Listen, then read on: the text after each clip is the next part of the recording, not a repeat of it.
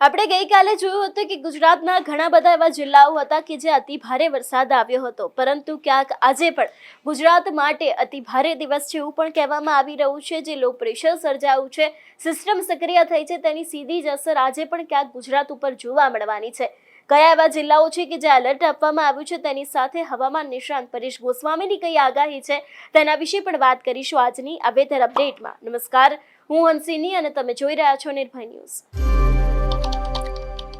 ગઈકાલે આપણે જોયું હતું કે ગાંધીનગરની અંદર આ જ વાતને લઈને એક ઇમરજન્સી મીટિંગનું પણ આયોજન કરવામાં આવ્યું હતું। અત્યારે હાલ તંત્ર દ્વારા એસડીઆરએફ અને એનડીઆરએફની ટીમો છે એને પણ સ્ટેન્ડ બાય રાખવામાં આવી છે। આજના દિવસના વરસાદને ખાસ કરીને વિંડીના માધ્યમથી સમજવાનો પ્રયત્ન કરીએ। લગભગ જો વાત કરવામાં આવે 1 વાગ્યાની આસપાસ જોઈ શકાય છે કે અત્યારે હાલ ગુજરાતની અંદર ઘણા બધા એવા જિલ્લાઓ છે કે જ્યાં ક્યાંક રેડ એલર્ટ આપવામાં આવ્યું છે અને ખાસ કરીને અહીં ક્યાંક ભારે વરસાદ પડી શકે છે।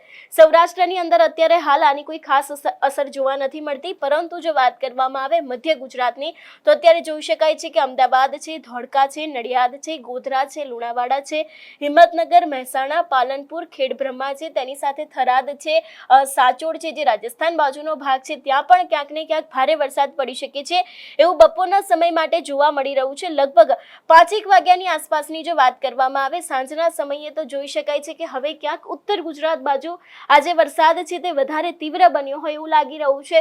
ઉત્તર ગુજરાતની જો વાત કરવામાં આવે તો રાપર છે, રાધનપુર છે, થરાદ છે, અહીં ક્યાંક વરસાદ પડી શકે છે અને ખાસ કરીને જ્યાં રાજસ્થાન બાજુનો ભાગ છે ત્યાં પણ વરસાદ જોવા મળી રહ્યો છે। પાલનપુરમાં ભારે વરસાદ પડી શકે છે એવી શક્યતાઓ દેખાઈ રહી છે। હવે ક્યાંક સૌરાષ્ટ્રની અંદર અત્યારે આજના દિવસ માટે વરસાદની કોઈ આગાહી નથી કરવામાં આવી, ફક્ત ને ફક્ત છૂટો છવાયો વરસાદ પડી શકે છે એવી શક્યતા છે, પરંતુ ક્યાંક ઉત્તર ગુજરાત છે અને મધ્ય ગુજરાતમાં જે અમદાવાદ વિરમગામ આવેલું છે અહીં ક્યાંક ને ક્યાંક ભારે વરસાદ પડી શકે છે એવી શક્યતાઓ દેખાઈ રહી છે। ખાસ કરીને જો વાત કરવામાં આવે લગભગ સાંજના 7 વાગ્યાની આસપાસ તો અત્યારે પણ જોઈ શકાય છે કે જે પ્રમાણે મહેસાણા, હિંમતનગર, ખેડબ્રહ્મા, પાલનપુર, રાધનપુર છે, તેની સાથે રાપર છે અને જે ઉપર રાજસ્થાન બાજુનો ભાગ છે, થરાદ છે, અહીં ક્યાંક ભારે વરસાદ પડી શકે છે। એના સિવાય કોઈ પણ એવા જિલ્લાઓ નથી કે જે આગાહી કરવામાં આવી છે, પરંતુ અત્યારે હાલ જે પ્રમાણે અહીં રેડ એલર્ટ જોવામાં આવી રહ્યું છે અતિ ભારે વરસાદ પડી શકે છે એવી શક્યતાઓ દેખાઈ રહી છે। ખાસ કરીને જો વાત કરવામાં આવે રાતના 10 વાગ્યાની તો એ જ પરિસ્થિતિ ગુજરાતમાં જોવા મળી રહી છે। હવે ક્યાંક અમદાવાદ વિરમગામ જે મધ્ય ગુજરાતમાં આવેલું છે ત્યાં વરસાદનું જોર ઘટ્યું છે, પરંતુ ઉત્તર ગુજરાત બાજુ અત્યારે હાલ એટલો જ ખતરો છે। નર્મદા જિલ્લાની જો વાત કરવામાં આવે તો નર્મદામાં પણ ક્યાંક ને ક્યાંક ભારે વરસાદ જોવા મળી રહ્યો છે છેલ્લા ઘણા સમયથી। કચ્છ છે ત્યાં પણ ક્યાંક સાર્વત્રિક વરસાદ પડી રહ્યો છે, એટલે ખાસ કરીને અત્યારે હાલ જે નવો વરસાદી રાઉન્ડ આવ્યો છે તેની સીધી જ અસર ક્યાંક ને ક્યાંક ગુજરાત ઉપર જોવા મળી રહી છે અને ઘણા બધા એવા જિલ્લાઓ છે કે જે અત્યારે એલર્ટ આપી દેવામાં આવ્યું છે। ઘણા બધા નીચાણવાળા વિસ્તારો છે, ગામડા પાસેના વિસ્તારો છે, નદી કિનારા પાસેના જે ગામડાના નાના નાના વિસ્તારો છે, દરેક જગ્યાએ અત્યારથી જ એલર્ટ આપી દેવામાં આવ્યું છે અને ખાસ કરીને તંત્ર દ્વારા એનડીઆરએફ અને એસડીઆરએફની ટીમો છે એને પણ અત્યારથી જ ક્યાંક ને ક્યાંક સ્ટેન્ડ બાય રાખવા માટે પણ કહી દેવામાં આવ્યું છે। અત્યારે હાલ જે ભારે વરસાદ પડી રહ્યો છે એ જ વાતને લઈને વધુમાં હવામાન નિષ્ણાંત પરેશ ગોસ્વામીએ શું કહ્યું, સાંભળીએ। આમ તો છેલ્લા 3 દિવસની અંદર 4, 5 અને આજે 6 તારીખ એમ 3 દિવસની અંદર સૌરાષ્ટ્ર, ઉત્તર ગુજરાત, મધ્ય ગુજરાત, દક્ષિણ ગુજરાત અને કચ્છ એમ ઘણા બધા વિસ્તારમાં વરસાદ નોંધાયો છે અને હવે આવતીકાલે 7 તારીખથી વરસાદની તીવ્રતામાં વધારો પણ થવાનો છે। જોકે અત્યારે આપણે સિસ્ટમની વાત કરવા જઈએ તો સિસ્ટમ છે એ આપણે બંગાળની ખાડી તરફથી આવીને અત્યારે એ સિસ્ટમ છે એ થોડીક વધારે મજબૂત થઈ ચૂકી છે। જે સિસ્ટમ છે એ છેલ્લા 2 દિવસથી લો પ્રેશર અને વેલમાર્ક લો પ્રેશરમાં ફેરવાઈ હતી એ આજે વધુ મજબૂત થઈને અત્યારે ડિપ્રેશન બની ચૂકી છે અને આ સિસ્ટમ છે એ 700 HPA લેવલ અત્યારે સક્રિય છે અને સિસ્ટમનું લોકેશન છે એ દક્ષિણ રાજસ્થાન અને ઉત્તર ગુજરાતના ભાગો ઉપર નોંધાઈ રહ્યું છે। એટલે સિસ્ટમ છે અત્યારે એ તરફ છે અને જે 850 HPA લેવલ જે સર્ક્યુલેશન હતું એ પણ સૌરાષ્ટ્ર તરફ આવ્યું છે, જેને કારણે આજે સૌરાષ્ટ્રમાં પણ અનેક જગ્યાએ વરસાદ જોવા મળ્યા। ખાસ કરીને આનો જે શિયર ઝોન હોય છે એ આ સિસ્ટમનો શિયર ઝોન અરબ સાગર સુધી લંબાયેલો છે, જેથી કરીને અરબ સાગરમાંથી આને પૂરતા પ્રમાણમાં ભેજ મળી રહ્યો છે, જેને કારણે સિસ્ટમ હજુ પણ મજબૂત થઈ શકે છે અને હજુ પણ આવનારા 3 દિવસ જેમાં 7, 8 અને 9 તારીખ એમ 3 દિવસ સુધી રાજ્યમાં ભારેથી અતિ ભારે વરસાદની શક્યતાઓ છે। ખાસ કરીને કયા વિસ્તારમાં શક્યતાઓ છે એની વાત કરવા જઈએ તો સૌ પ્રથમ તો ઉત્તર ગુજરાતની અંદર વાવ, થરાદ, ત્યાર પછી જે સાબરકાંઠા, બનાસકાંઠા, પાટણ, મહેસાણા અને અરવલ્લીના પશ્ચિમ ભાગ આ તમામ વિસ્તારની અંદર ભારેથી અતિ ભારે વરસાદની શક્યતાઓ છે।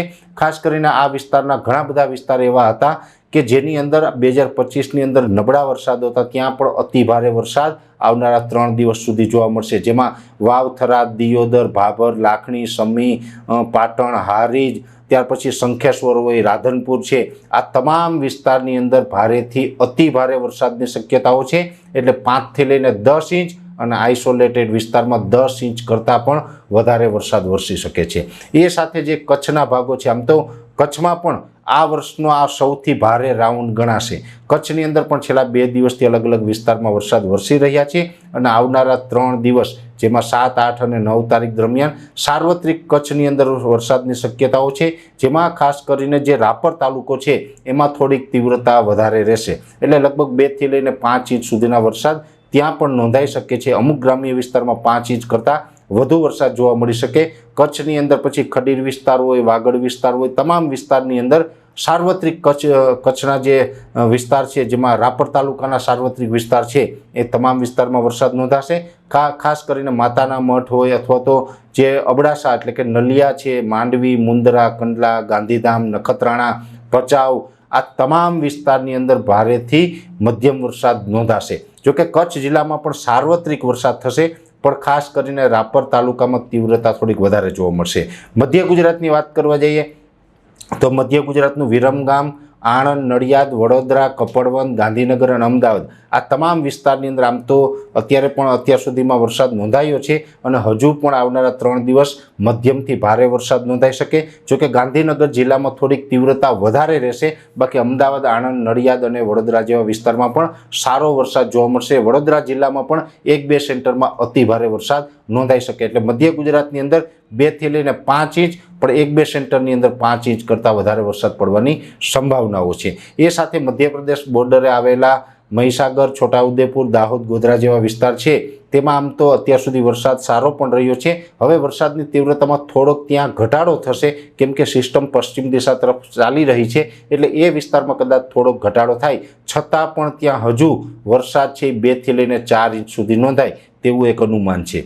એ સાથે જે દક્ષિણ ગુજરાતના વિસ્તાર હશે, દક્ષિણ ગુજરાતમાં સાર્વત્રિક વરસાદની શક્યતાઓ છે, જેમાં ભરૂચ, અંકલેશ્વર, નર્મદા, તાપી, સુરત, વલસાડ, વાપી, ડાંગ, બિલીમોરા, તમામ વિસ્તારની અંદર વરસાદ નોંધાશે। પણ ખાસ કરીને પ્રોપર સુરત, વલસાડ, ડાંગ અને બિલીમોરા જેવા વિસ્તારની અંદર મધ્યમથી અતિ ભારે વરસાદ પણ હજુ ત્યાં શક્યતાઓ રહેલી છે। સૌરાષ્ટ્રની વાત કરવા જઈએ તો સૌરાષ્ટ્રની પણ અંદર એકંદરે સાર્વત્રિક વરસાદની શક્યતાઓ છે। સૌરાષ્ટ્રના મોરબી, સુરેન્દ્રનગરમાં 2025નું ચોમાસું થોડુંક અત્યાર સુધી મધ્યમથી નબળું હતું, પણ આ રાઉન્ડની અંદર 9 તારીખ સુધીમાં ત્યાં પણ ખૂબ સારા વરસાદ નોંધાય તેવી શક્યતાઓ છે। પછી મોરબી હોય, સુરેન્દ્રનગર હોય, હળવદ છે, અથવા તો એનું જે વાંકાનેરથી લઈ અને ધાંગધ્રા જેવા તમામ વિસ્તાર હશે, તમામ વિસ્તારની અંદર સારો વરસાદ એકંદરે જોવા મળી શકે છે। એ સાથે રાજકોટ, બોટાદની અંદર સામાન્યથી મધ્યમ વરસાદ જોવા મળશે, તો કે રાજકોટની અંદર પણ 1 થી લઈને 3 ઇંચ સુધીના વરસાદ વરસી શકે છે।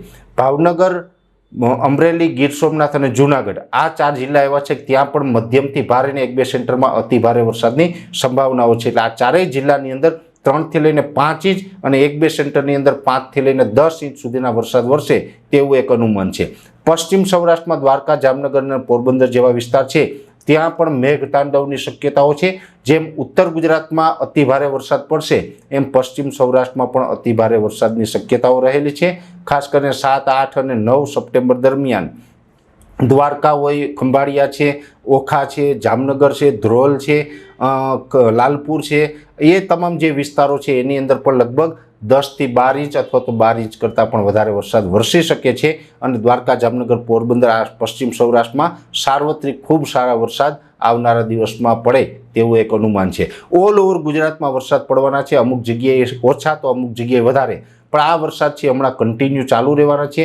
એટલે અતિ ભારે વરસાદ પડે ત્યાં અતિવૃષ્ટિ જેવા માહોલ પણ સર્જાશે। જોકે આમાં કોઈ ડરવાની કે ગભરાવાની જરૂર નથી, માત્ર સાવચેત રહેવું, કેમ કે અત્યારના જે સપ્ટેમ્બરના વરસાદો એમાં થંડરસ્ટોર્મ એક્ટિવિટી પણ જોવા મળશે। થંડરસ્ટોર્મ એક્ટિવિટી થાય એટલે કે ગાજવીજનું પ્રમાણ પણ થોડુંક વધારે રહેશે અને વરસાદ દરમિયાન અમુક વિસ્તારમાં પવનની ઝડપ પણ વધી જશે, એટલે પવન અને ગાજવીજ સાથે પણ અમુક વિસ્તારમાં વરસાદ પડશે. ખાસ કરીને થંડરસ્ટોર્મ એક્ટિવિટી થતી હોય, ગાજવીજનું પ્રમાણ વધારે રહેતું હોય ત્યારે આમાં ઘણી જગ્યાએ વીજળી પડવાના બનાવ પણ બની શકે.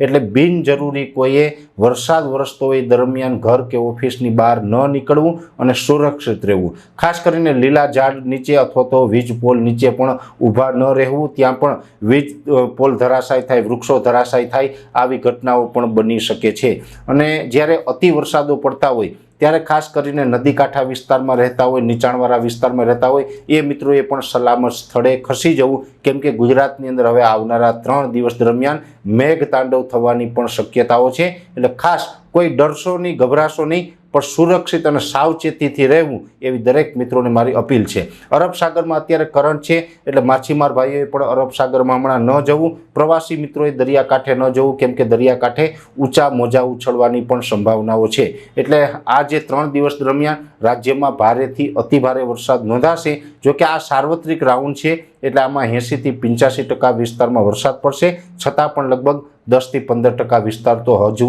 આ રાઉન્ડમાં પણ બાકી રહી શકે છે. એટલે ખાસ વરસાદ વિશેની ખૂબ અગત્યની માહિતી હતી, મેં આ વિડીયોની અંદર આપવાનો પ્રયત્ન કર્યો. એટલે ખાસ કરીને અત્યારે હાલ જે પ્રમાણે ગુજરાતમાં ભારે વરસાદ પડી રહ્યો છે અને ખાસ કરીને હજી પણ આગામી સમયમાં અતિ ભારે વરસાદ પડી શકે છે એવી શક્યતાઓ દેખાઈ રહી છે. હવે જોવાનું રહેશે કે આગામી સમયમાં હવામાન વિભાગ દ્વારા કઈ આગાહી આપવામાં આવે છે. તમારું શું માનવું છે આ વિષયને લઈને અમને કમેન્ટ કરીને ચોક્કસથી જણાવજો. તેની સાથે અમારી ચેનલ નિર્ભય ન્યૂઝને લાઇક, શેર અને સબસ્ક્રાઇબ કરવાનું ભૂલશો નહીં. નમસ્કાર.